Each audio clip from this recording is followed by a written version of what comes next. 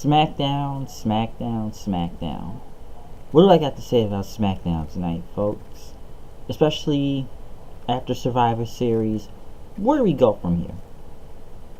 And since we're back in Houston again at the Toyota Center, we kicked it off with Shane McMahon pretty much dancing his way to the ring, and he got a chant. And as he was the captain on Sunday, and that even though Stephanie and Triple H pretty much screwed him over and stuff, SmackDown proved that they have heart and they are the show in WWE. And he loved the roster for showing such passion and intensity, and putting it all on the line every night. But there was two people that didn't do anything, and that is Kevin Owens and Sami Zayn. As they pretty much came out, Sami I find it hilarious. Sami comes out dancing to Kevin Owens music. It's hilarious. It really is. And Kevin Owens says if Shane was going to do the death-defying superstar, or is he drunk with power as a commissioner? And he pretty much talked about Shane, says, you're going to come up with an excuse every week why you failed and stuff. And Zayn pretty much says he's always trying to make up anything. You know what?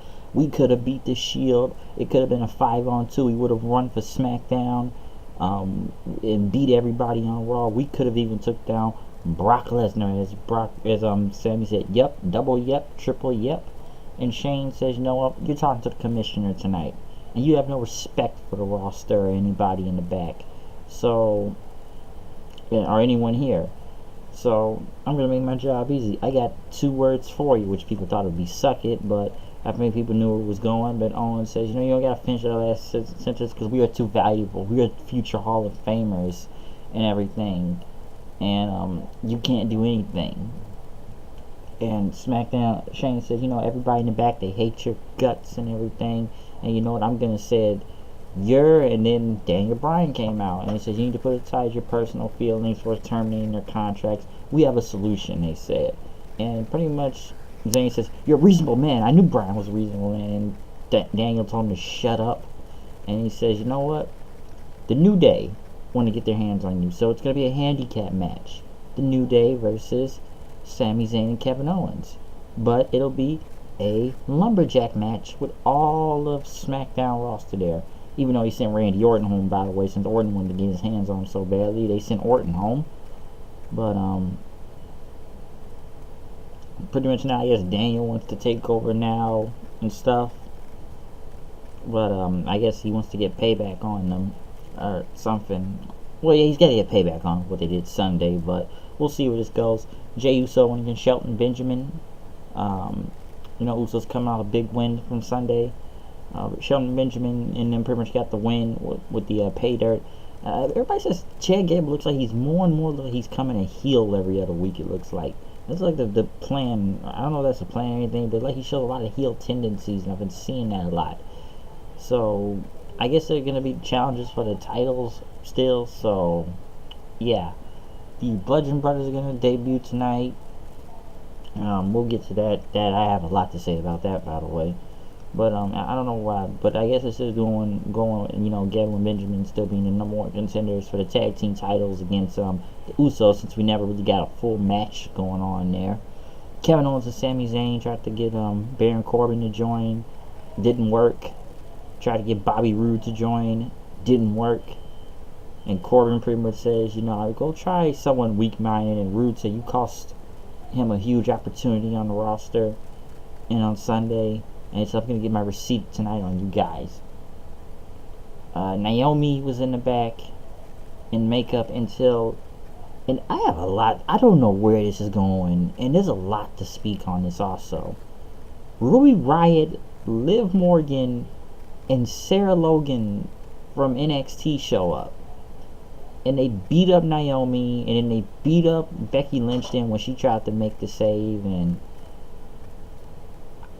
I don't know what they're going with this. Like, first of all, why are we bringing up all the NXT women up now? I really don't understand that. We're just bringing up all the NXT women. Like, I might as well just stick on the women real quick before we get into anything else. Kind of moving into the title match then later in the night with Charlotte and Natalya pretty much invoking a rematch clause. That pretty much ended into a no contest And because once again, all three women came out and attacked both Charlotte and Natalya, and it ended in well, pretty much no contest right there. Yes, there was a loud NXT chant. Okay, we heard that, a very loud NXT chant.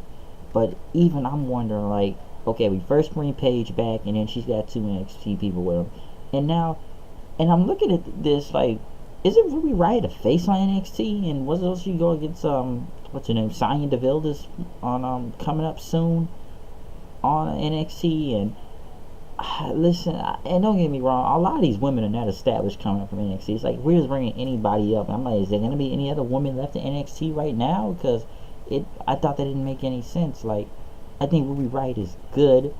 I don't think Liv Morgan was ever that good down there in NXT. Don't know if she's trying, but it's just, I just don't think she was really that good down there. Sarah Logan, yes, she was in the Mae Young Classic. I don't know if she was Crazy Mary Dobson, I believe, at one point. And I may be wrong on that, so you can correct me if you want to. But I just sit there and I'm looking at this like, why are we bringing up all these NXT women now? This makes no sense. Like, now they got a three-woman squad, just like Monday. And I guess they want to get new people on the roster, but it didn't make sense. I expected something like this to come on later on, and I guess, I don't know, Becky, Naomi, and Charlotte will have to face all three of them, but it's like they did the same thing Raw did the night before. So it's just like copycatting the same thing, kind of lazy booking almost in a way.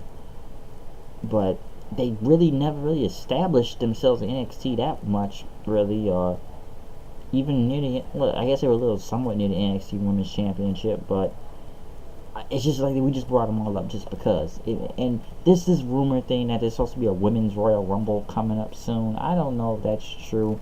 I don't even think I'm that big of a fan of that, really. Whatever they're gonna do with that, I'm not saying it's a bad idea. Maybe it sounds a little good on paper, but it's like, if we're just gonna bring in random women from NXT just for this Rumble, it doesn't make a lot of sense, and I don't really want to see it anyway. Money in the Bank, okay, that's one thing, but Women's Royal Rumble, I'm not 100% down with that, to be honest. I don't know. I just don't think it'll work for some reason. But I don't know, bringing all three of these women from NXT, I just feel like it didn't make sense. And you kind of bring up the people that aren't really that good in NXT to begin with, and especially the whole Mandy Rose and Sonya Deville thing. Like, Mandy Rose was barely even on the show. She was just there at house shows, but like, oh, let's bring her up for some reason. And a lot of people think bringing these people up, think a lot of them are going to get released, the current ones. I don't know, that's been the rumor mill on that. So I don't know where this is going to go, but bringing Ruby Riott, Liv Morgan, and Sarah Logan is just strange. Like, it's just literally the same thing we saw last night. Very strange. The Bludgeon Brothers debut. They went against the Hype Bros. They had some good power moves, but and then did like a double Razor's Edge for the win. But I don't know. I'm not that big of a fan of it. They just look like henchmen for some reason, and yeah, that's what they look like. They look like henchmen, and I want to call for some reason I'm calling them Discount War Machine now. I think I've said that before, but they look like Discount War Machine. I'm glad Luke Harper's doing something and is back on TV, but they really could have made this guy into a single star, but they just gave up on that idea months ago. And Eric Rowan just needs Luke Harper because he's nothing on his own. So I don't know where they plan to go with this, but it just really doesn't make sense of where this Bludgeon Brothers thing is going. It's just, they look like two guys trying to cosplay. That's all. They almost look like cosplay villains and stuff. Not sure on the music. The gear is strange. What? Right? What? You know, I'm missing my car. I don't know anything about that. You talk to her. I don't know nothing about that. Double check.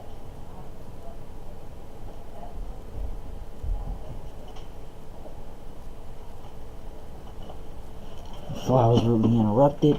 Yeah, I don't know where this is gonna go with the Bludgeon Brothers, but they just, I want to call them like Discount War Machine, or they're like some second-rate version of the Wyatt family now. So I don't know where they're really going with this plan.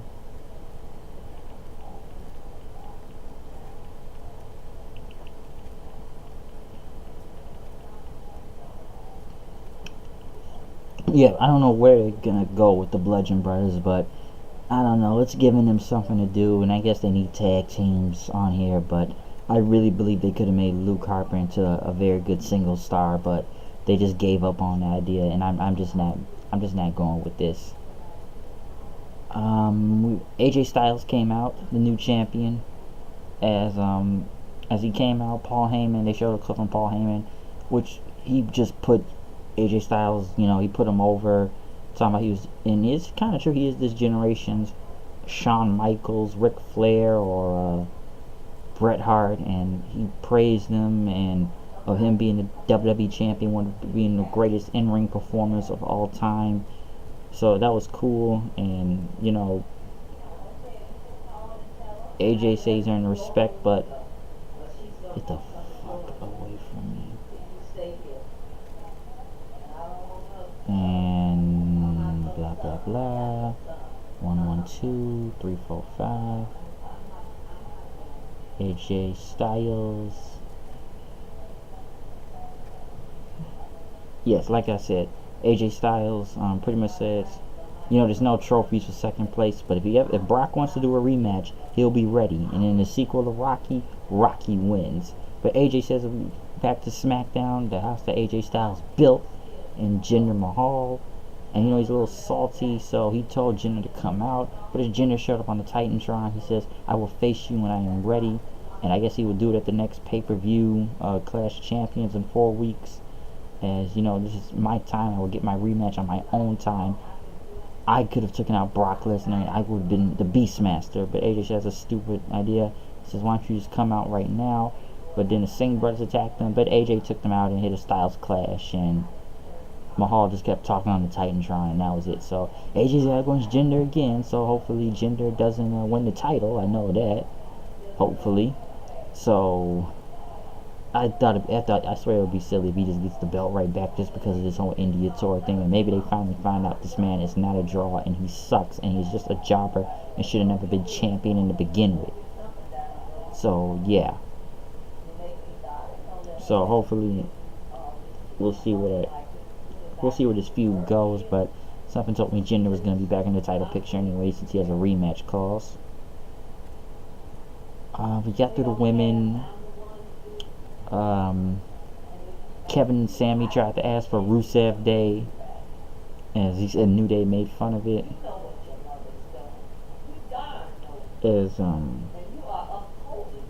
What am I supposed to be talking about here? I hear this background noise, and it's not a good background noise.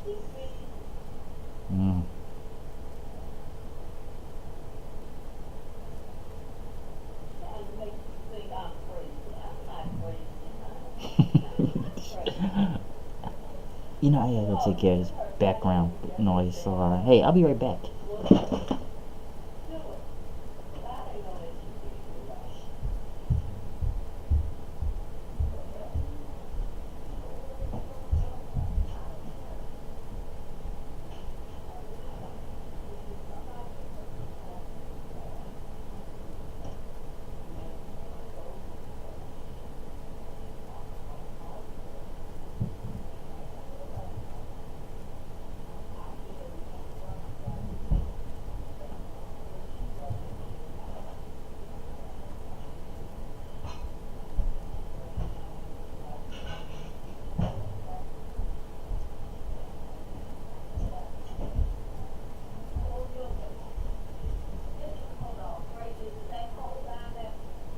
It's a hoodie. Huh? I'm only wearing my hoodie. What are you talking about? See, I can't talk to you now. I'm gonna stop talking. I don't have a coat on, so what are you talking about? But I'm gonna stop talking. Okay, then why are you still doing it? It's not that I don't love you, but I have to let you go. I have to. I feel it's best if you go stay with you. I think you need to be there. Okay. You're the other side of life. Now. Might help you. I don't know, but I don't want to hold you back, and I don't want to ever think. Well, Okay. Alright. go on. I'll be all right. I don't know. And if I can get through this review, I can be okay. My father But yeah, Daniel Bryan, as he pretty much walked around, I guess he has some master plan to do with this. So pretty much he just kind of looked around. He said no comment on a lot of things. So we want to know what his plan was. Kevin Owens and Sami Zayn went against the New Day then, and she told me before she died, what's this nigga about to come talk? they ain't gonna take care of you. Alright, gotta get up. And she said that for a reason. She knew it. You want to turn the lights off and you going over there?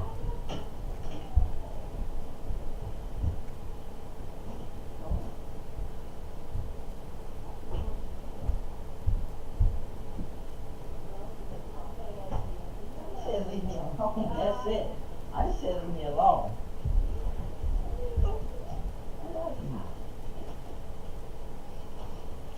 This is a very strange review, but New Day went against Kevin Owens and Sami Zayn as the roster was out there. Like I said, surprisingly, Primo and Epico still have a job. Surprisingly, Mike Bennett still has a job here. Dude, I forgot Mike Bennett even existed. Dude, I still don't know why this guy got past NXT, but I don't know why he's here. It's supposed to be a handicap match. Why aren't all three members of the New Day going against him? Didn't make sense. There were Rusev Day chants and Nakamura chants through this match. But, I guess, this match here, just the Lumberjacks will SmackDown get their payback. But, I'm surprised Primo and Epico and Mike Bennett still have a job. Especially Primo and Epico. The match itself was okay. Pretty much everybody from SmackDown started beating up each other once Corbin hit Bobby Roode. Probably set up a U.S. title match. But, Sammy and them got the win after Sammy had a roll up on Kofi.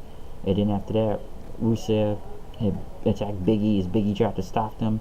Kevin Owens was able to escape, but Sami Zayn got jumped by the New Day, then hit with Trouble in Paradise in the midnight hour. New Day getting their payback. And as Kevin headed backstage, he begged Daniel Bryan, don't fire me, begged for his job. But Bryan, he got on his knees and Bryan said, I was never going to fire you, but we're going to recognize your talent. Next week, you go one-on-one with Randy Orton. And Owens is going to try to do something, but he says he thanked him then after that. So Daniel Bryan is now this mastermind of how he's going to get payback on Owens and Zayn. His plan since Shane McMahon left for the night and left Daniel Bryan in charge. So we don't know where Daniel Bryan's going to go, but he must have some master plan to get through this whole thing. So we will see what happens next week, since Kevin left Sammy out there to get killed. But SmackDown wasn't a lot going on other than more NXT women's debut, but I feel like that didn't make sense to me. I'm not really the biggest fan of Bludgeon Brothers thing. It just looks bad. It looks really bad. It looks like a bad gimmick from WCW for some reason back then, as some would say. But I don't know, this sets up for some Women's Royal Rumble, but I guess we'll just have to find out and see what happens then. But I don't know. SmackDown was kind of whatever tonight. But yeah, we just saw NXT women's debuts and Bludgeon Brothers debut. And I don't know, Fashion Files be back next week. But like I said, Lumberjack match. Wasn't really a lot to speak on this show tonight. And AJ doing his promo, so against Mahal. But that's SmackDown for you. But I'm out of here. I'll see you guys later. Peace. Check out my live reactions, reviews of Survivor Series and NXT TakeOver War Games. Really long shows. But I'll see you guys later. Peace out.